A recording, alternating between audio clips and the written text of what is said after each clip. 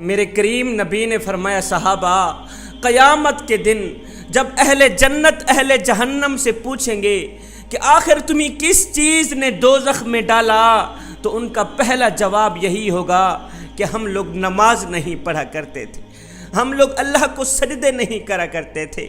حضرت سیدنا عبداللہ بن مسعود رضی اللہ تعالی عنہ سے روایت ہے، آپ کہتے ہیں کہ ہم نے ایک دن حضور علیہ السلام سے پوچھا، آقا ہمیں بتایا جائے کہ اللہ تعالیٰ کو سب سے زیادہ کون سی چیز پسند ہے، اللہ تعالیٰ کو سب سے زیادہ کون سا عمل پسند ہے؟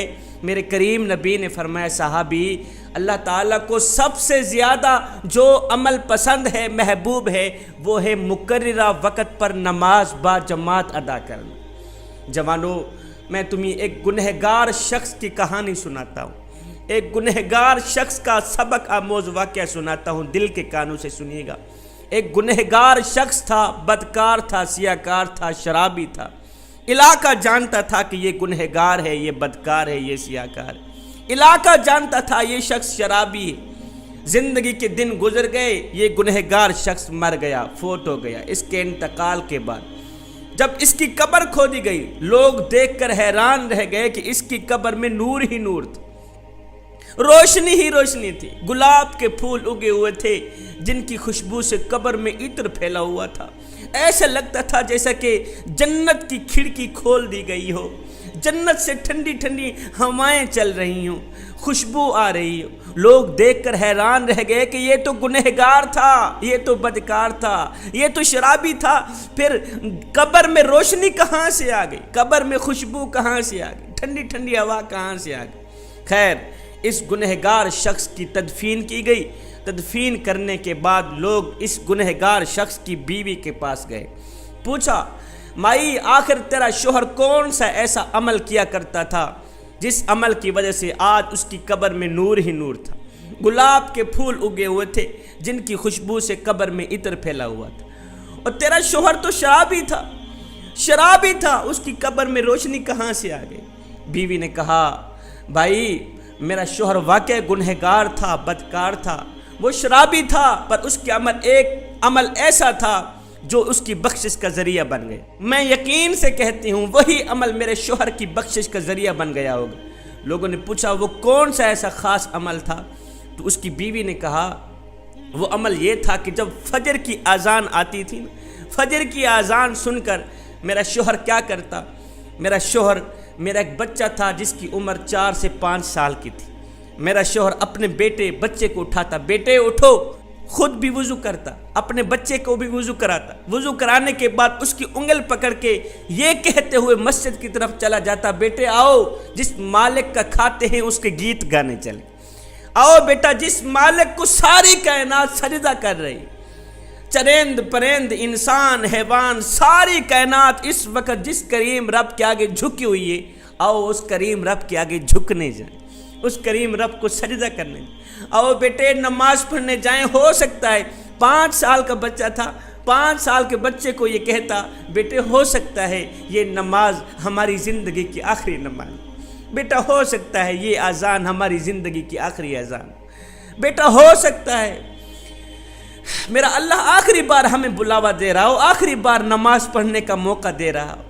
جب نماز پڑھنے کے بعد گھر میں آتا، میرا شوہر ان پڑھ تھا، پڑھا لکھا نہیں تھا، گھر میں آتا قرآن مجید اٹھاتا، پہلے اس کی زیارت کرتا، پھر قرآن مجید کی سطروں کے اوپر ایسے انگل پھیرتا آتا، اس کو بسم اللہ تک پڑھنی نہیں آتی تھی، ایسے ہی انگل پھیرتا آتا، ساتھ میں کہتا کہ میں بدبخت ہوں، پڑھ تو نہیں سکا، چلو میرے پاس علم نہیں ہے، قرآن کی زیارت کرنے کے لیے اللہ نے مجھے آنکھیں تو دیں، قرآن کی زیارت تو کر سکتا ہوں، اللہ تعالیٰ اگر مجھے بخشنے پہ آئے تو یہی عمل میری بخشش کے لیے کافی۔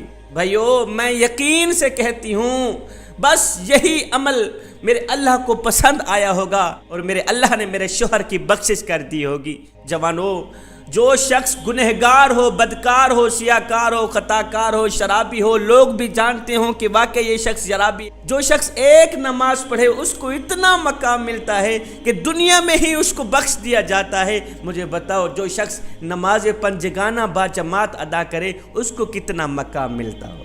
میرے حضور علیہ الصلوۃ والسلام نے فرمایا نمازی کو 3 چیزیں ضرور ملتی ہیں، ایک قدموں سے آسمان تک فرشتے اسے گھیر لیتے ہیں، قدموں سے آسمان تک فرشتے اسے گھیر لیتے ہیں، دوسرا آسمان سے لے کر اس کے سر کی چوٹی تک رحمتیں برستی رہتی ہیں، تیسرا جب بندہ سجدے میں ہوتا ہے تو ایک آواز دینے والا فرشتہ آواز دیتا ہے، بندے اگر تو یہ جان لے کہ اس وقت تیرے سامنے کون کھڑا ہے اور تو کس سے مخاطب ہے، خدا کی قسم قیامت تک سجدے سے اپنا سر اٹھائے ہی نہ۔ حضرت سیدنا امام علی مقام امام حسین رضی اللہ تعالی عنہ سے پوچھا گیا، حضرت آپ کو نماز عزیز ہے یا جنت عزیز ہے؟ حضرت آپ کو جنت عزیز ہے یا نماز عزیز ہے؟ آپ کو جنت عزیز ہے یا نماز عزیز ہے؟ آپ نے فرمایا میاں مجھے جنت سے کہیں زیادہ نماز عزیز ہے، مجھے جنت سے کہیں زیادہ نماز عزیز ہے، اس لیے کہ جنت میری رضا ہے اور نماز میرے سونے رب کی رضا ہے۔ میرے کریم نبی نے فرمایا جس نے عشاء کی نماز با جماعت ادا کی وہ ایسے سمجھے کہ اس کی آدھی رات نماز میں گزری، اس کی آدھی رات عبادت میں گزری، اور جس نے فجر کی نماز با جماعت ادا کی وہ ایسے سمجھے کہ اس کی پوری رات عبادت میں گزری، پوری رات نماز میں گزری۔ حضرت سیدنا علی المرتضیٰ شیر خدا کرم اللہ وجہ الکریم سے پوچھا گیا، حضرت کافر اور مسلمان کے درمیان فرق کیا ہے؟ کافر اور مسلمان کے درمیان فرق کیا ہے؟ حضرت علی نے فرمایا میاں کافر اور مسلمان کے درمیان فرق صرف نماز کا ہے، مسلمان نماز پڑھتا ہے اس لیے وہ مومن ہے، اس لیے وہ مسلمان ہے، کافر نماز نہیں پڑھتا اس لیے وہ کافر ہے۔ صحابہ کے دور میں یہ تھا کہ جو فجر کی نماز نہیں پڑھا کرتا تھا، جو عشاء کی نماز نہیں پڑھا کرتا تھا، صحابہ کہتے تھے یہ تو ہے ہی منافق۔ بندہ مومن ہو فجر کی نماز چھوڑ دے، بندہ مومن ہو عشاء کی نماز چھوڑ دے۔ اگر آج ہمارے اس دور میں صحابہ ہوتے تو کیا خیال ہے ہمیں مسلمان کہتے کہ ہم نے تو 5 نمازیں ترک کر دیں۔ نماز دین کا ستون ہے جوانو، نماز میرے کریم نبی کی آنکھوں کی ٹھنڈک ہے۔ جس شخص کے اندر نماز ہے اس کے اندر سب کچھ ہے، جس کے اندر نماز نہیں ہے اس کے اندر کچھ بھی نہیں ہے۔